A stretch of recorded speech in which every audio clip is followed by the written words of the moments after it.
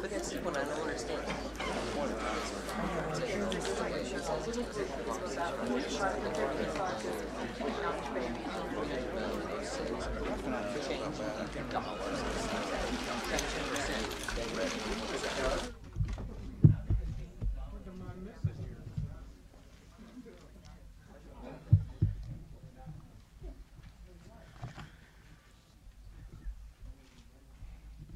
Good afternoon. I'll start with a short statement and then be happy to take your questions. The President's 2006 budget meets the priorities of the nation and builds on the progress of the last 4 years. We're funding our efforts to defend the homeland from attack. We're transforming our military and supporting our troops as they fight and win the global war on terror. We're helping to spread freedom throughout the world. We are promoting high standards in our schools so that our children gain the skills they need to succeed. We're promoting the pro-growth policies that have helped to produce millions of new jobs and restore confidence in our economy. During his first term, the President worked with Congress to meet historic challenges: a collapsing stock market, a recession, revelation of corporate scandals, and of course the terrorist attacks of September 11th.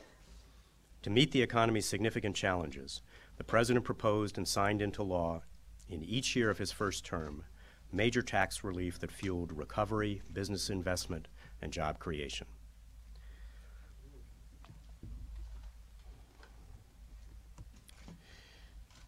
Austin, let's bring that up a little closer here. The strong economic growth unleashed by tax relief is reflected in the chart that's on the easel now. Since the recession year of 2001, economic growth increased in each of the following 3 years. A primary goal of this budget is to assure that our economic growth continues.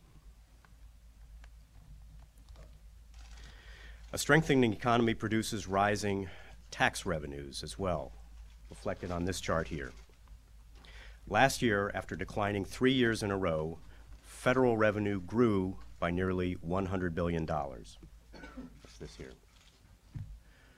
Reflecting strong continued growth, we project that federal revenues will grow by an even larger figure this year. The President and Congress have also devoted significant resources to rebuild and transform our military and to protect our homeland. In the first term, the defense budget grew by more than a third, the largest increase since the Reagan administration. To make our homeland safer, the President signed legislation creating the Department of Homeland Security and nearly tripled funding for Homeland Security government-wide. Both those categories are reflected on this chart. While committing these necessary resources to protecting America, the President and Congress have focused on spending restraint elsewhere in the budget. We succeeded in bringing down the rate of growth in non-security discretionary spending each year of the President's first term. In the last budget year of the previous administration, non-security discretionary spending grew by 15%. In 2005, such spending will rise only about 1%. Because of this increased spending restraint, deficits are below what they otherwise would have been. In order to sustain our economic expansion, we must exercise even greater spending restraint than in the past. When the federal government focuses on its priorities and limits the resources it takes from the private sector, the result is a stronger, more productive economy. The President's budget proposes that enhanced restraint. As you can see from the chart that Austin is putting on the easel now, the 2006 budget proposes a reduction in the non-security discretionary category of the budget. This is the first proposed cut in this non-security spending since the Reagan administration. The budget proposes more than 150 reductions, reforms, and eliminations in non-security discretionary programs, saving about $20 billion in 2006 alone.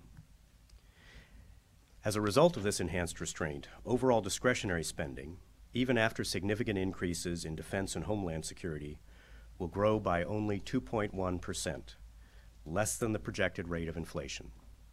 In other words, under the President's 2006 budget, overall discretionary spending will see a reduction in real terms. The budget also proposes savings from an additional set of reforms in mandatory programs, saving about $137 billion over the next 10 years. This budget restrains spending in a responsible way by focusing on priorities, principles, and performance. We were guided by three major criteria in evaluating programs. First, does the program meet the nation's priorities? The budget increases funding to strengthen our armed forces, improve the security of our homeland, promote economic opportunity, and foster compassion. Second, does the program meet the President's principles for the use of taxpayer resources? If an appropriate federal role could not be identified in a program's mission, the budget generally proposes to reduce or eliminate its funding. Third, does the program produce the intended results? The Bush administration is comprehensively measuring the effectiveness of the government's programs, and the results are helping us make budgeting decisions. As part of the President's management agenda, the program assessment rating tool, called PART, was developed to measure the performance of all federal programs. Roughly 60% of all federal programs have undergone the PART, and those scores figured into the budgeting process. By holding government spending to these accountability standards, by focusing on our priorities, and by maintaining pro-growth economic policies, we are making progress in bringing down the size of the deficit in 2006 and beyond. Last year's budget initially projected a deficit of 4.5% of gross domestic product, GDP, in 2004, or $521 billion. The President set out to cut this deficit in half by 2009. Largely because of economic growth generated by stronger revenues than originally estimated, and because the Congress delivered the spending restraint called for by the President, the 2004 deficit came in $109 billion lower than originally estimated. At 3.6% of GDP, the actual 2004 deficit, while still too large, was well within historical range and smaller than the deficits in 9 of the last 25 years. We project the 2005 deficit to come in at 3.5% of GDP, or $427 billion. If we maintain the policies of economic growth and spending restraint reflected in this budget, the deficit is expected to decline in 2006 and each of the next 4 years. In 2006, we project the budget deficit to fall to 3% of GDP, or $390 billion. In 2007, the deficit is projected to fall further to 2.3% of GDP, or $312 billion. By 2009, that's here, the deficit is projected to be cut by more than half from its originally estimated 2004 peak, to just 1.4% of GDP, which is well below the 40-year historical average deficit of 2.3%, and lower than the deficit level in all but 7 of the last 25 years.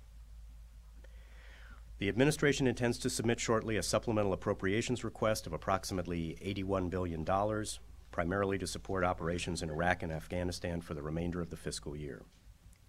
The 2006 budget spending and deficit projections fully reflect the outlay effects of this supplemental request, as well as the prior $25 billion supplemental bill already enacted by the Congress.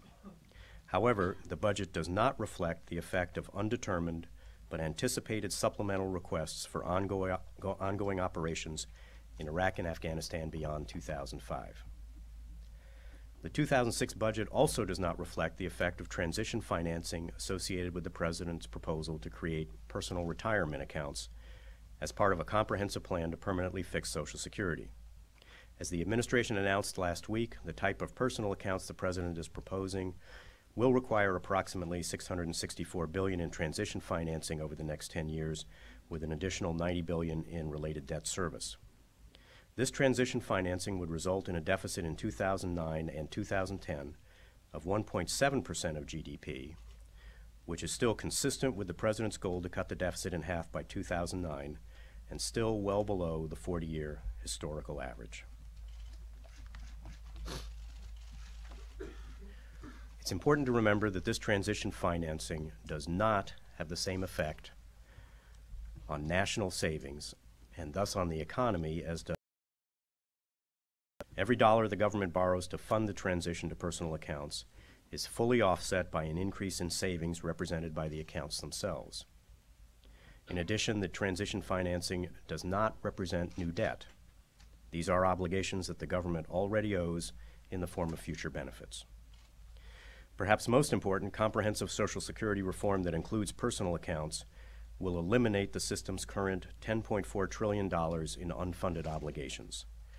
Those $10.4 trillion in obligations represent the real fiscal danger, and it is vital to our long-term fiscal health to enact comprehensive Social Security reform. Confronting these long-term obligations, combined with our near-term deficit reduction efforts, will assure a strong economy both now and in the future. I'll be happy to take your questions. You said that the projections on the deficit do not include anticipated outlays for activities in Iraq and Afghanistan. Well, why not? I mean, that's a pretty big chunk of change, and you know it's coming. So isn't that going to affect your projections on the deficit? It will affect our projections. What we have included in the budget is what we know. In fact, we leaned a little bit forward because we put this budget to bed a couple of weeks ago. We leaned a little bit forward in anticipating what the supplemental request that is still forthcoming is likely to include. We were on target. About $81 billion in supplemental requests is what the administration will be bringing forward in the next few days. And we included those costs in the deficit numbers you see here. So as you look at the 05 and 06 and beyond deficit numbers, the outlay effects of our supplemental request that we have yet to send to Congress is included there. What's not included there is what we don't know, which is how much is this effort going to require going forward.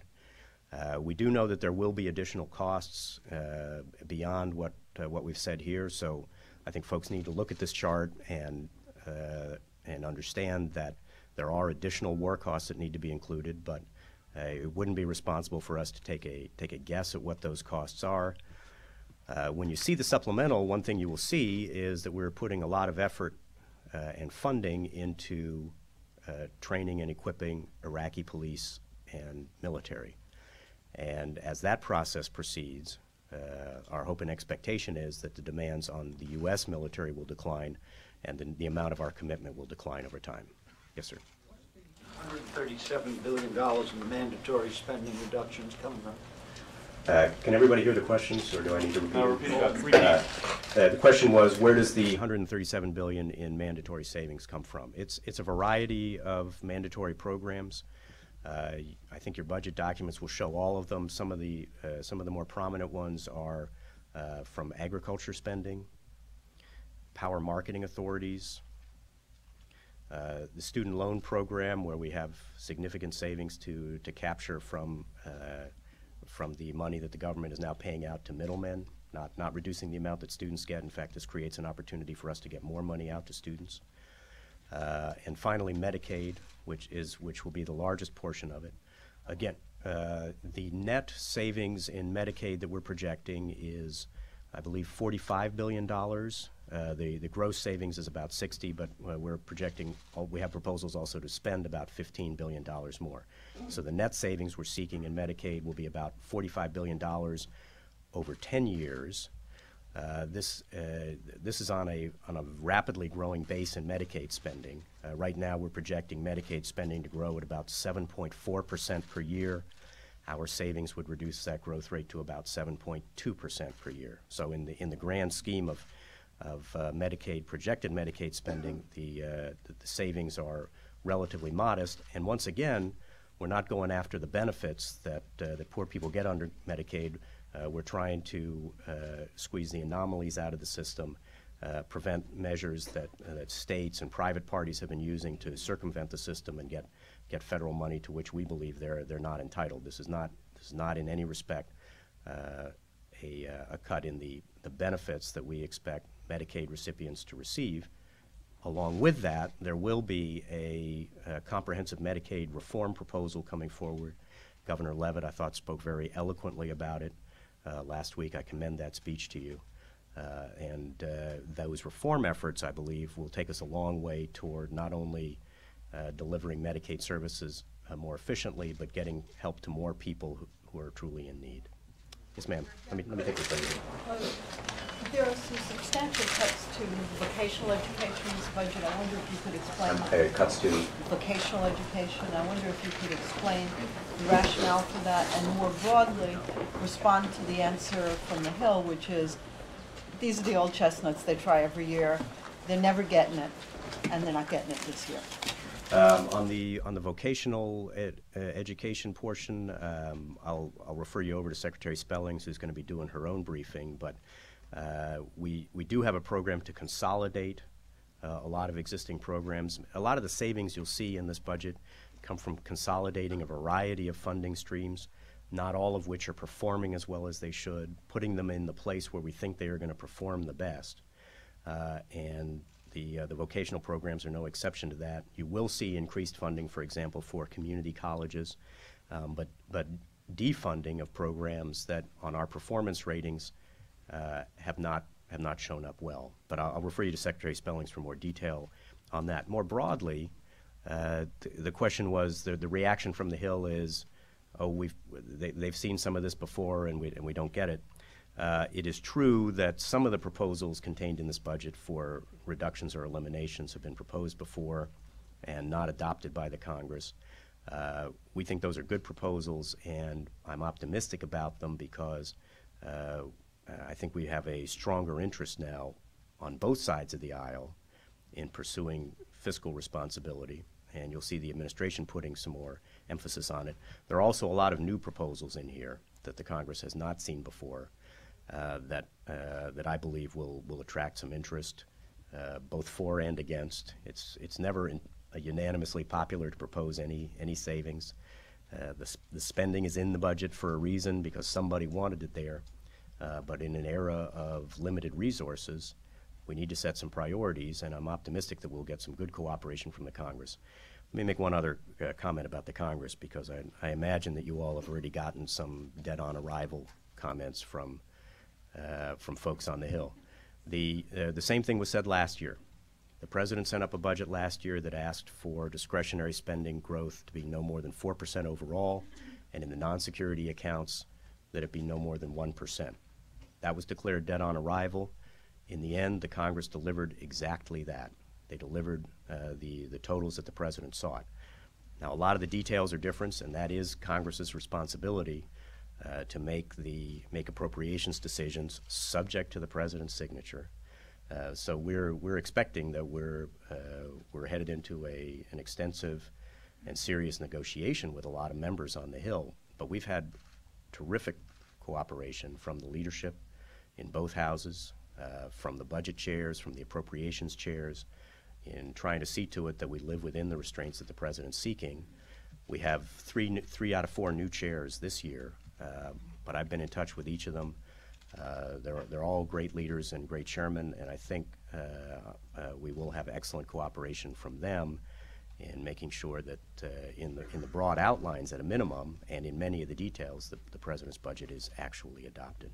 Let me take one more. Is there somewhere we can look to find a list of the 150 programs that are being scaled back or eliminated?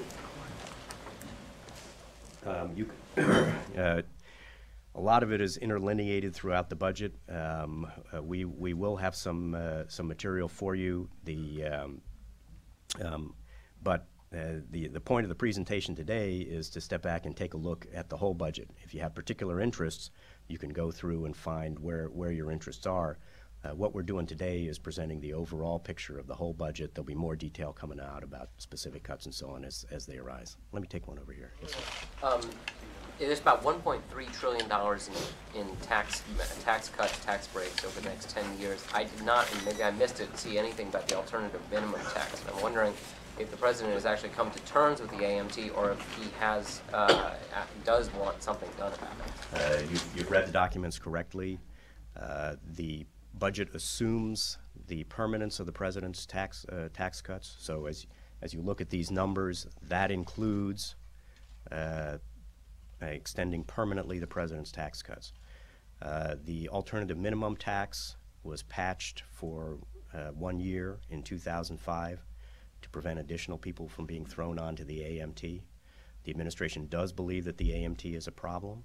It is a complex an unfair tax system that is built in to capture more and more American taxpayers. It does need to be reformed. The administration's approach on this is that it should be reformed in the context of overall tax reform. Secretary Snow has that underway. There's an advisory panel on fundamental tax reform that's to report to the President by the end of July, and we expect the AMT to be addressed in the context of fundamental tax reform. Yes, sir. Yeah. On these forecasts, you're projecting that you'll halve the deficit on the 3.6% base by 2009. Will you henceforth talk about halving relative to the actual outcome? And if not, why is it helpful to refer to the dotted line you've got on the chart? The question is, why are we referring to the original projection in having the deficit? But also, given that you're now projecting halving relative to 3.6, is that now going to become the number you focus on? No. The President's commitment was made based on the original projection of 4.5% of GDP. So that's what we will continue to consider as the goal that the President was setting. That we've done better than that and moved ahead faster than we expected is good news, but it doesn't change the overall goal. Regardless, you'll see that even with the Social Security transition financing elements included in 2009, we're well on track to still meet that goal of cutting the deficit in half. Josh, how are you? What is it this administration wants to happen with Amtrak? I'm sorry. What does this administration want to happen with Amtrak in light of the proposed cuts in here? The question is, what does the administration want to have happen with Amtrak in light of the proposed cuts? What the administration would like to see and has sought for several years is fundamental reform in the Amtrak system. It was originally set up 30-some years ago to be a for-profit, self-sustaining corporate entity, not intended to run on federal government subsidies. Over the course of that 30-some years, it's now collected close to $30 billion in federal subsidies.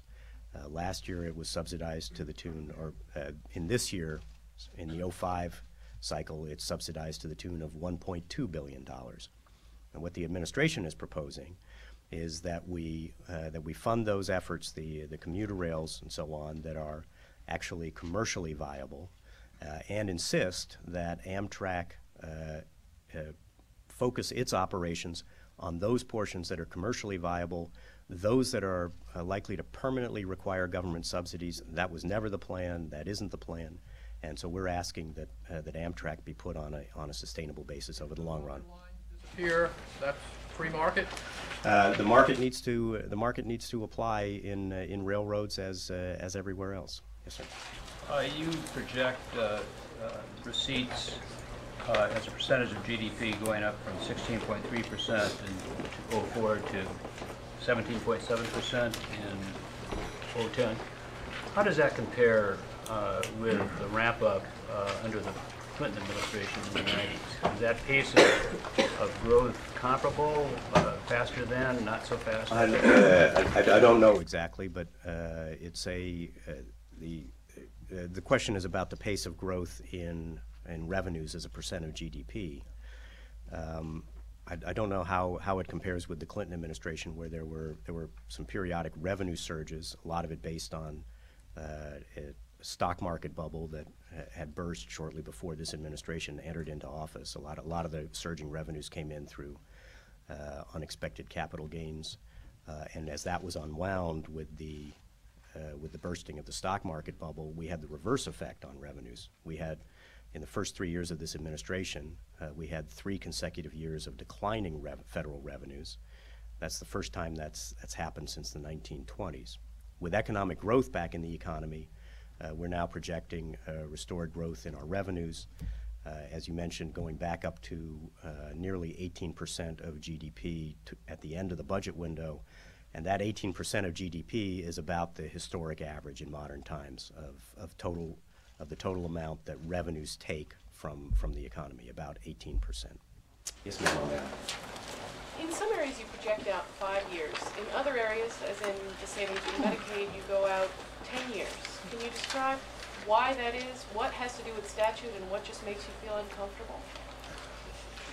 None of this makes us feel uncomfortable.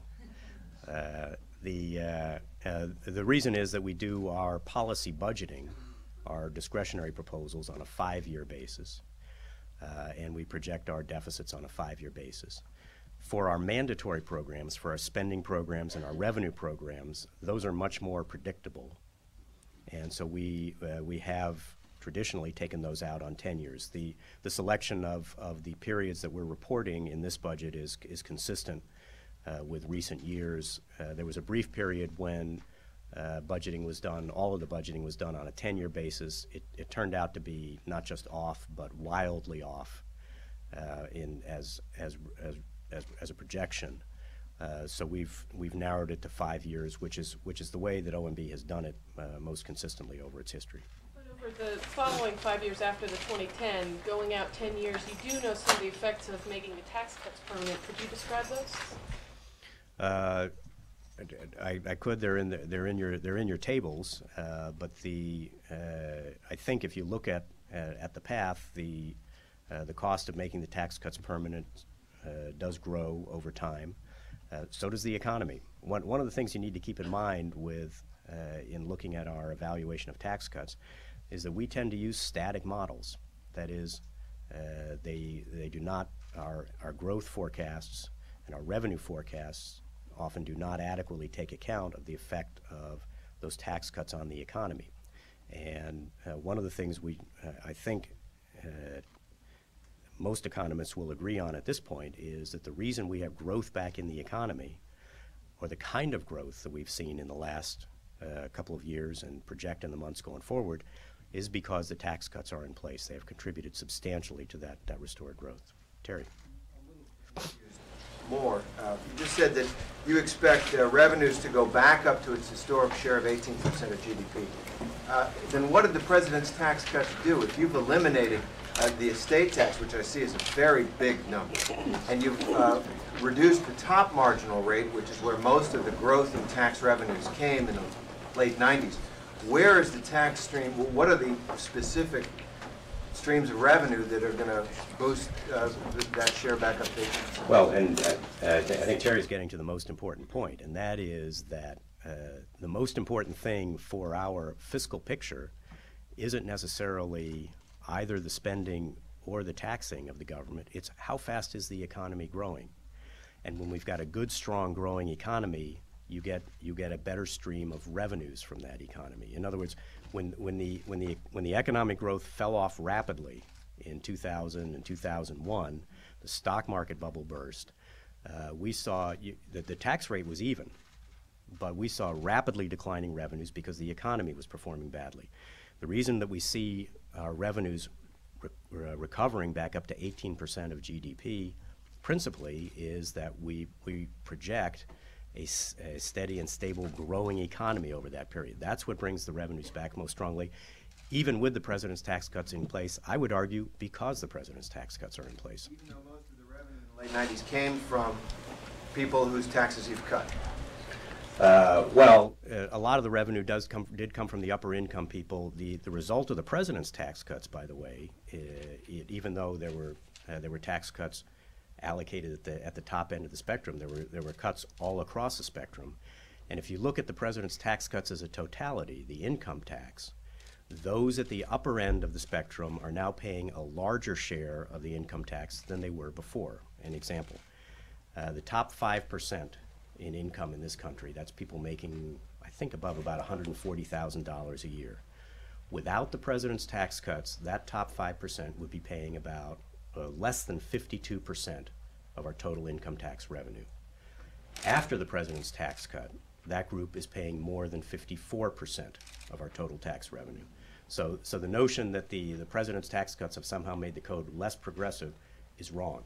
The president's tax cuts have made the tax code more progressive. Yes, sir, Dick. Can I follow up on that? You talked about the importance on the spending side of holding programs to rigorous standards of effectiveness and accountability. What about on the tax cut side? Is there any effort being made to look at whether you really get the economic bang for the buck, particularly given the huge numbers that are attached to some of these things? For example, the estate tax, which Terry mentioned. Are you really going to get the kind of economic feedback from that? And are the the scale of the numbers on the tax cut side, particularly in the second 5 years of this budget window, dwarf anything that you're doing with the non-homeland security, non-defense budget cuts you're talking about here. Well, don't underestimate what's going on in restraining the discretionary spending, because that's money that is restrained in the base. If we let the base grow, it's in there permanently. It grows indefinitely. So don't just look at 1 year for discretionary tax cuts. Those are big numbers as you grow them out over the course of any number of years. But your question is a good one with respect to tax cuts.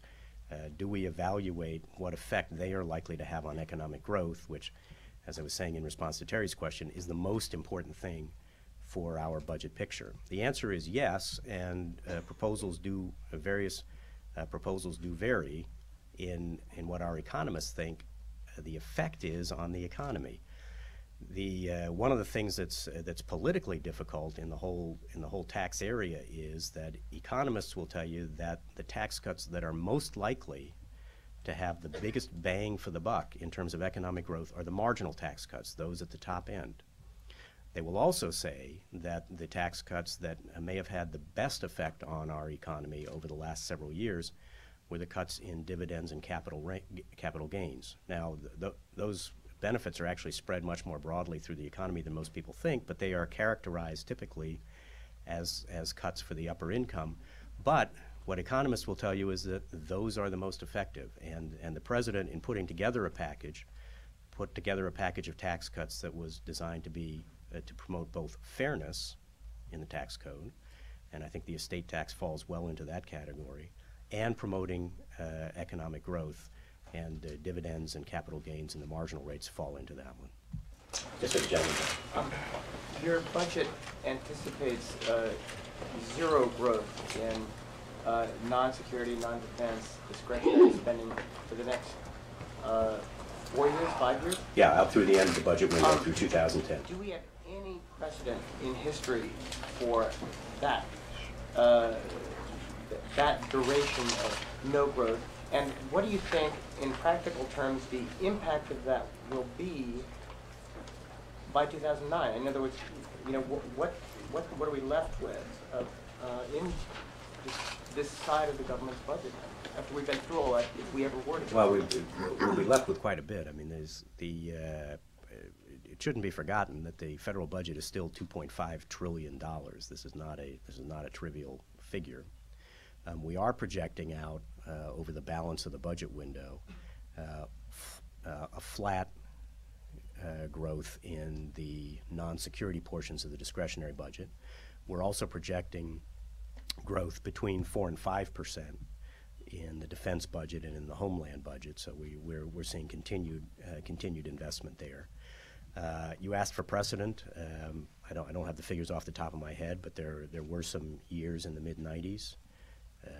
During the Clinton administration and when Republicans gained control of the House of Representatives, where non-defense spending was kept to very low levels.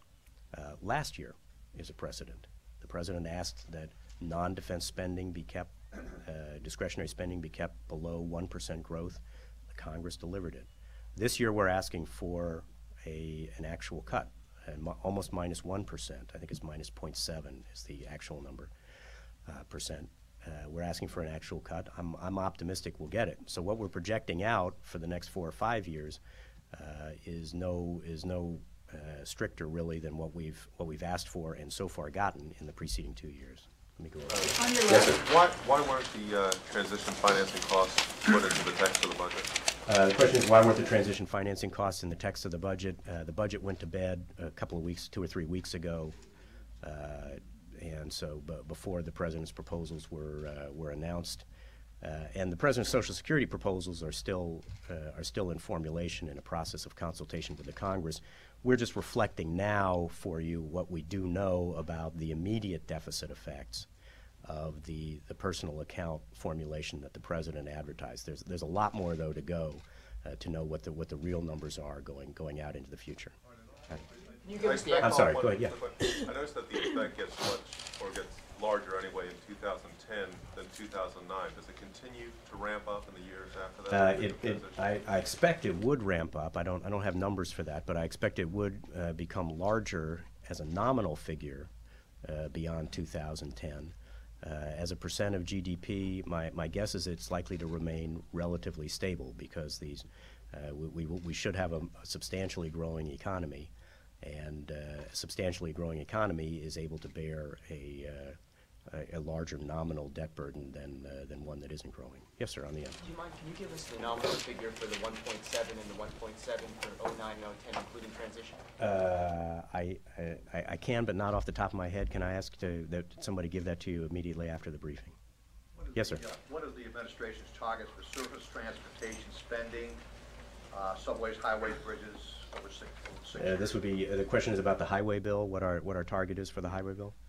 The amount we are carrying in the budget for a 6-year highway bill is $283.9 billion, which reflects an understanding between the administration and the leadership on what a reasonable bill that meets our infrastructure needs, but also ensures that the trust fund, the highway trust fund, is able to carry out its obligations into the future without requiring money being brought over from the general fund.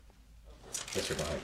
With the President talking about the war on terror being a generational struggle, I just wonder what is the rationale behind using supplementals to finance big chunks of the war on terror, given that it looks like it's going to be part of the future for the foreseeable future?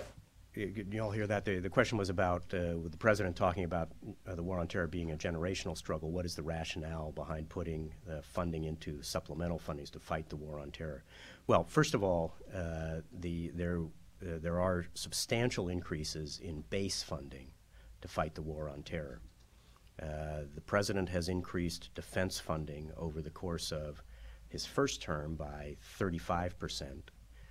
If we get our request in 06, he will have increased defense funding by over 40% in just 5 years. So a substantial reinvestment in our military might.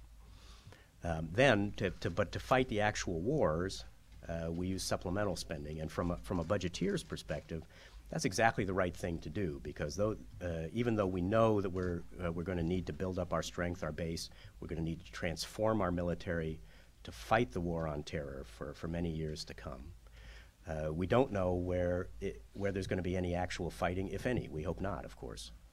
So from a budgeteer's perspective, you don't want those costs in the base. You want those taken as a one-off shot. That's how we've handled Iraq and Afghanistan. I think we've done a pretty good job of separating out what's base, what's permanently going to be part of the growing defense budget, and what is genuinely related to the unusual demands that the military now has in Iraq and Afghanistan. Let me go back over here. Is the President pleased that the tax system is becoming more progressive, as you described, or does he think it might be unfair to shift a greater percentage of the burden to the higher income Americans? The President thinks that the tax cuts that have been put in place have made the code fairer. There's more work to be done.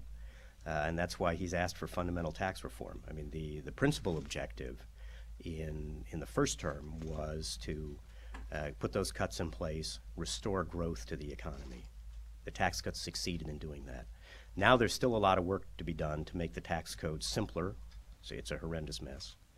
Fairer to all the taxpayers, and more pro-growth. There's a lot that can be done with the tax code to make it more competitive. I think that's a very interesting and complicated debate that we're going to have. My guess is it's going to come after Social Security is well launched or even resolved, but I think it's going to be a substantial theme even in the course of this first session of the Congress. How is it, from the perspective of higher income Americans, how is it fair for them to be shouldering a greater percentage of the tax load? Well, the higher interesting. I don't get many representatives of higher income Americans at these sessions. Yeah. Yeah. I guess I'm playing devil's advocate. You're really playing devil's advocate here. I'm seeing a lot of grumpy faces around the room as you're raising this. But for those higher income taxpayers, they got a tax cut too. What I was doing in response to Terry's question is pointing out that the result of the tax cuts was overall to make the code more progressive rather than less. I don't think anybody was disappointed with their tax cut, but the notion that somehow the tax code has been made less progressive is the one I was responding to. John, can you review, since the Medicare prescription drug change is going into effect in 2007, can you just review what the budget projects in terms of the growth of Medicare spending, and whether the President believes that there is going to be a need for more legislation to address that as a budgetary concern? The question is about the budgetary effects of the Medicare legislation and whether, Alex, whether more legislation is likely to be needed. I don't have off the top of my head the figures on the budgetary effects, but you can see that Medicare expenses will be growing and growing substantially in 2006 as we implement for the first time the availability of prescription drug coverage under Medicare, a very important development sought for decades by politicians on both sides of the aisle, delivered last year by this president and the previous Congress. So the advent of prescription drug coverage under Medicare is a huge and important development for in its own right. It also has effects on the budget. You will see increased Medicare costs. Those are all baked into the deficit projections you see out here. The increased costs in Medicare. In terms of additional legislation, I think the president's view would be he just signed a bill a year ago, and he wants that to take effect properly. There are a lot of potential efficiencies that are likely to grow out of that Medicare bill that may not be captured in the actuarial assessments, especially the advent of private plans competing in the Medicare market to deliver better care at a lower cost, which is what competition traditionally has done in this country. So the advent of that, the advent of health savings accounts is a big change. I think there are a lot of savings to be captured in the course of implementing this bill. Whether we ultimately need to go back to it, or whether we will need to go back to it at some point, the answer is probably yes. That there are always adjustments that are going to need to be made. But the most important thing we need to focus on is healthcare costs overall. Right now, one of the reasons why we have a long-term fiscal problem is that healthcare costs themselves are projected to grow way above the rate of inflation. We're projecting Medicare costs will grow out over the course of the budget window about 9% per year. And there's a lot that can be done outside of Medicare legislation to bring those health care costs down. We're making some substantial investments in this budget in health information technology, which should bring costs down. Medical liability reform should bring medical costs down. There are a whole variety of measures, the further implementations of health savings accounts. A whole variety of measures can be taken that should improve health care costs over the long run. Those we should work on and not just focus on the formulas that are contained in the Medicare legislation. Quickly, 9% seems very conservative. Is that sustainable? I mean, because there are a lot of projections that it's actually going to be much higher than 9%. The projections we use are based on what the Medicare actuaries do. They have a track record. These are very hard things to project, especially when new programs like prescription drugs are coming into place. But over the long run, the actuaries' track record is probably as good or better than anybody else's. It's our best estimate. Regardless, it's a big number, and it's one that the entire government needs to focus on getting under control. On tax reform, when you said a lot more needs to be done to make taxes more competitive, are you talking more in terms of international tax reform? And also, well, actually, you can just ask. Are we in tax reform? Are we talking in terms of international tax reform? Is that the question?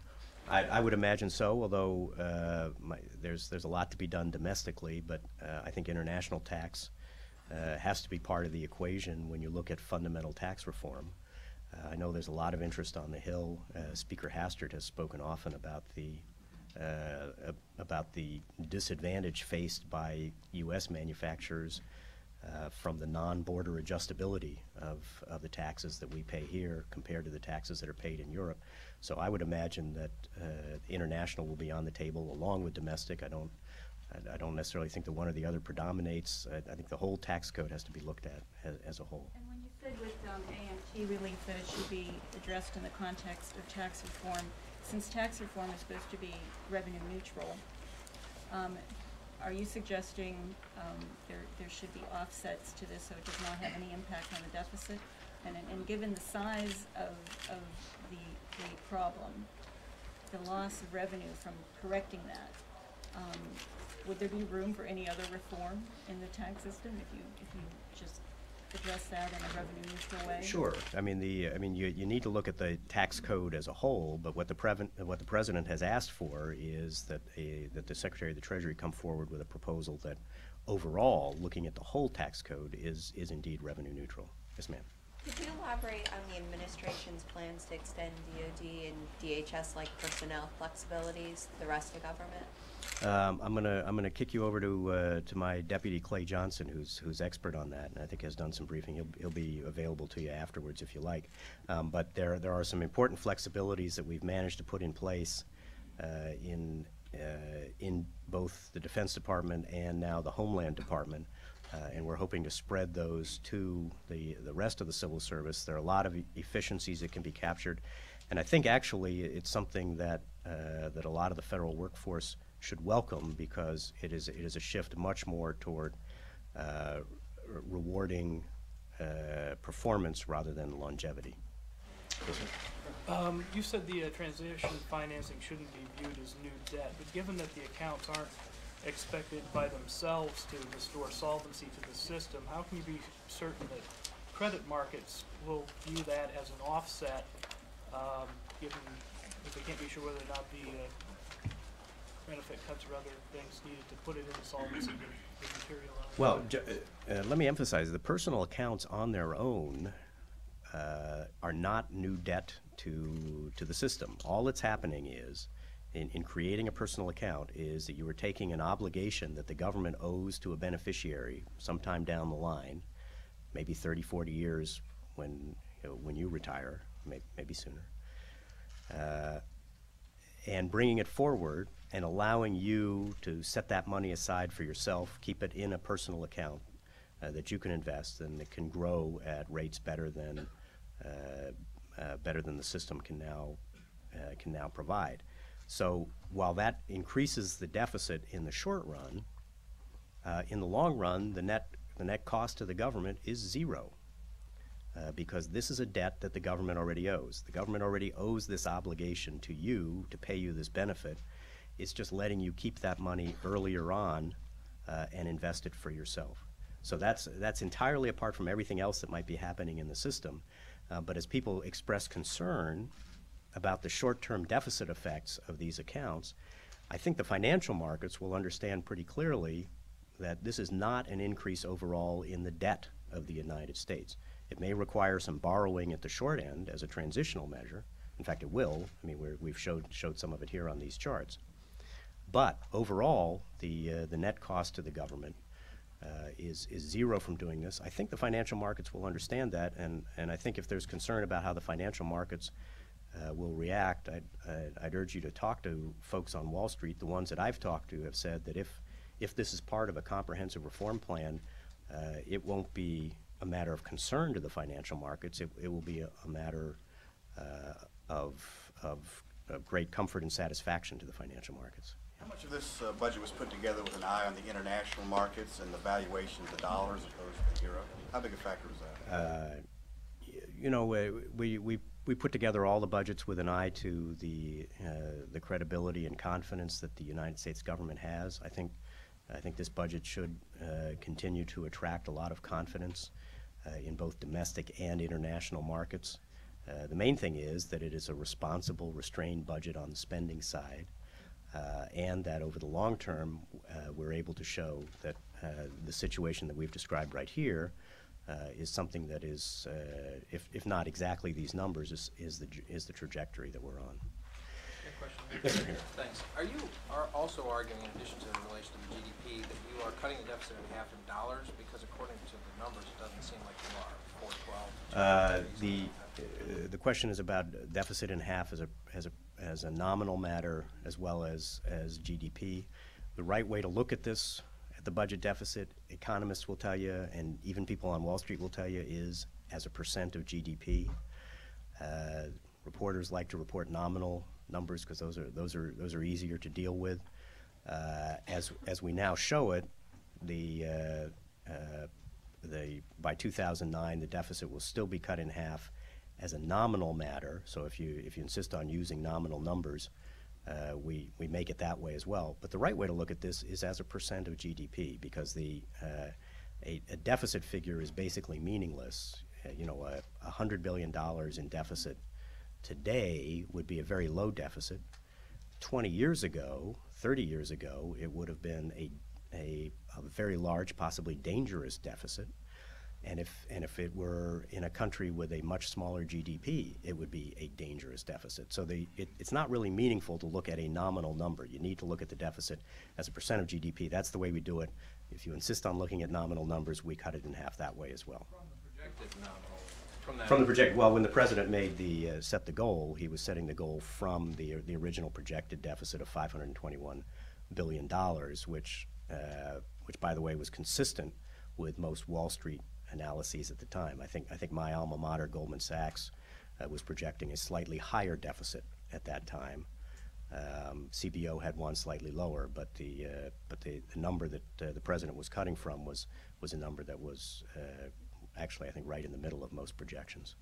Yes, sir, in the back. With the Medicaid and for the Medicaid cuts and the cuts in block grants, aren't you just shifting some of the tax burden to state and local governments, some of the federal tax burden? The Medicaid proposals do involve asking states to shoulder a more appropriate share of the burden. What we are trying to do in this proposal is ensure that states are not able to game the system, so that they receive more in federal match than the system was intended to provide them.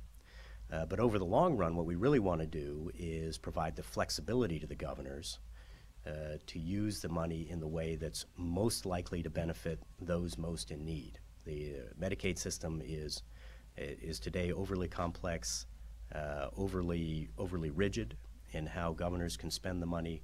We're hoping to provide a reform that gives them a lot more flexibility, and although some of them will be disappointed that we're hoping to shut down some of the measures that they've used to get more money out of the federal government, I think they should all welcome the opportunity to use more flexibility. Yes, sir.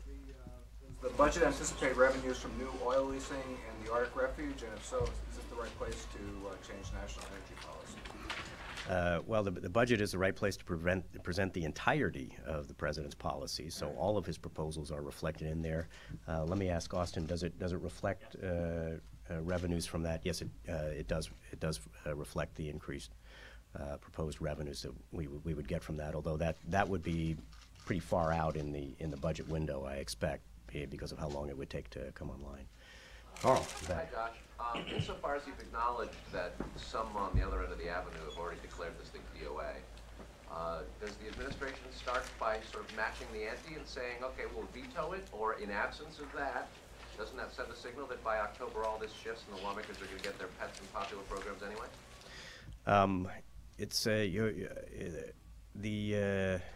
The attitude here right now is actually kind of optimistic. It's part of political theater to declare DOA at this moment if you're on the other side. But the reality is that same thing happened last year, and the president actually got the overall budget he was asking for. And we got it because we got really good cooperation from the leadership in both houses and the chair of the committees. I'm very optimistic that we will have the same level of cooperation, and maybe even better, going forward. So I don't think it's necessary now to throw down the gauntlet and so on. Are we going to get everything we asked for? No. Are we going to get all the program cuts we wanted? No. Are we going to get all the spending increases we asked for? No, I don't expect that. But I think we will get a lot of them. I think it'll be a cooperative process with the leadership in the Congress. So I actually enter into this with a happy spirit. What then is better about the relationship and your optimism this year than last? What's changed? Last year was good, and we got great cooperation from the two budget chairs and the two appropriations chairs, as well as the leaders.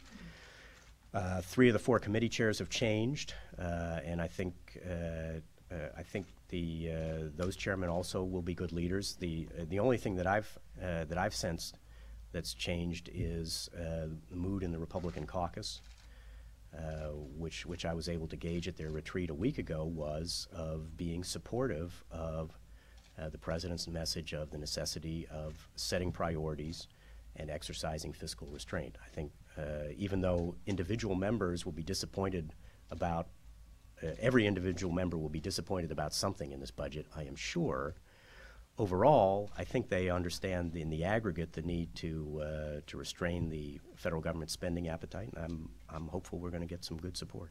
So, can you talk about the airline ticket tax increasing here? What impact do you think that'll have on tourism and on the financially troubled airline industry? We are proposing raising the fees on ticket taxes to reflect the cost of the screening of passengers and baggage. I don't know what the effects on the industry might be, but we really have 2 choices, is that we can ask those who are flying to bear those costs, or we can ask everybody, including those who are not flying, to bear those costs. We do have the costs. We want to make that system work as effectively as possible. But given the choice, I think the better policy is to ask those who are actually flying to bear the costs of the enhanced security system. How do you respond to the criticism that the brunt of the pain is going to fall on the poor for these budget cuts?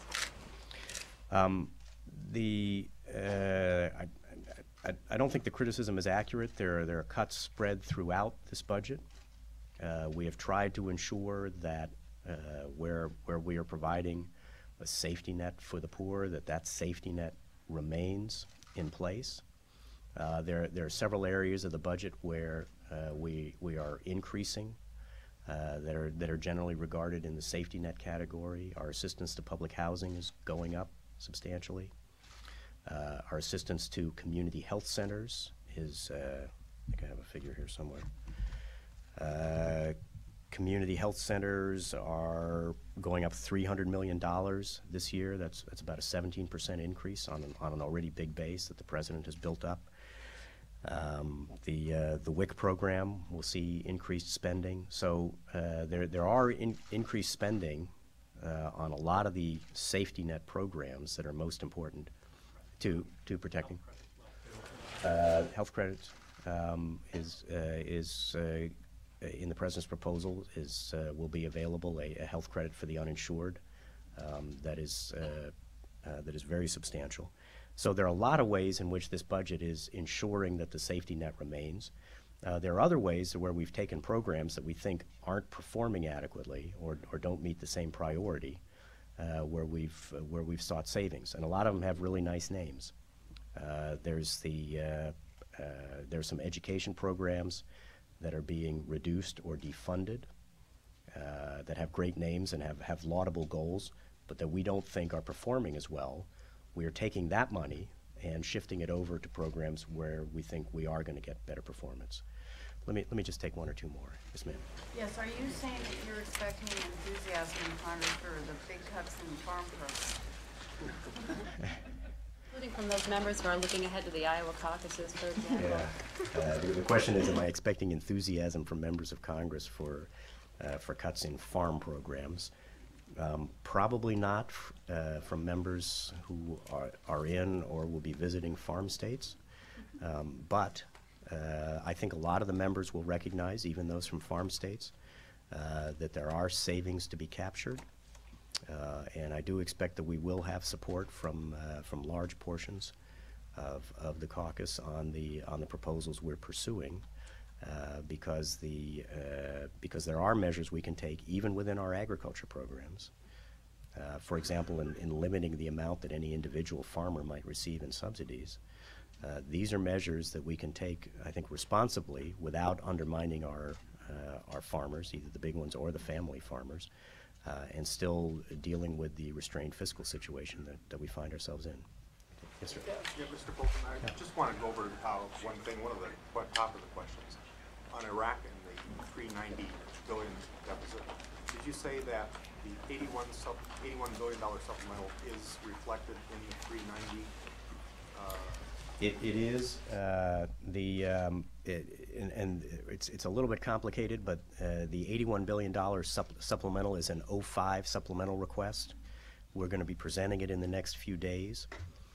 Its enactment will probably come about halfway through the fiscal year, so that $81 billion will not spend out all or even mostly in 2005. So the 2005 deficit number you see up, figure you see up there, reflects what we expect will be spent in 2005, and then a good portion of the $81 billion will also be spent in 2006, and that is reflected in the 3% deficit figure, or the $390 billion nominal figure. Not reflected in the 390 deficit figure for 06 would be any further supplementals on Iraq. That's correct. That's correct. So there's no outlay effect from any additional supplemental, where we probably have the same kind of situation where, if to the extent that there is another supplemental a year from now, part of it would be spent in 06, part in 07. It would be very surprising if there was not. Just a question. The President's proposing a budget with deficits of between 300 and 400 billion, and he's also proposing substantial tax cuts. The President's been out on the road saying that 20, 30 years from now, Social Security will be running deficits of 200 to 300 billion. He's very concerned about that. What is the philosophical difference between the tax cuts, which he believes and is pressing for now in light of these deficits, but Social Security 20, 30 years from now, which will have similar deficits in nominal terms? I'm not sure I'm following the question exactly, but there's... Tax cuts affordable in light of the deficits we have now, but Social Security's deficits are such a problem. Well, first, to deal with the Social Security side of that equation, Social Security needs to be sustainable on its own, and the deficits that it's building up over time, the present value of those is over $10 trillion. So that's a problem that we need to address on its own. No amount of tinkering with tax increases or discretionary spending cuts can address the fundamental problems of unfunded liabilities in our entitlement programs. On the tax side, those taxes are important for sustaining good, strong economic growth. The reason why we have a recovering revenue picture going forward is because we have growth back in the economy. And the President views those tax cuts as keeping them in place as essential to sustaining the growth of the economy. Our best fiscal tool is a growing economy, and in order to sustain that, we need to keep the tax cuts in place. Let me take just one more. Yes, sir. I wondered, since you projected the deficit will actually go down $37 million into 06, whether it's possible, given that we're going to have another supplemental, that once we factor that in, the deficit actually won't go down at all in 06 in terms of nominal or real dollars. Our expectation is that we're still on a good path. Certainly, as a percent of GDP, we are on that declining path. We don't know yet what additional spending is likely to be outlaid in 06 and adding to the deficit number. But I think we will see, if we're all fortunate enough to be here a year from now at this time, I think we will see that declining path coming true and looking very solid out through the course of the budget window. Anyway, thank you all very much.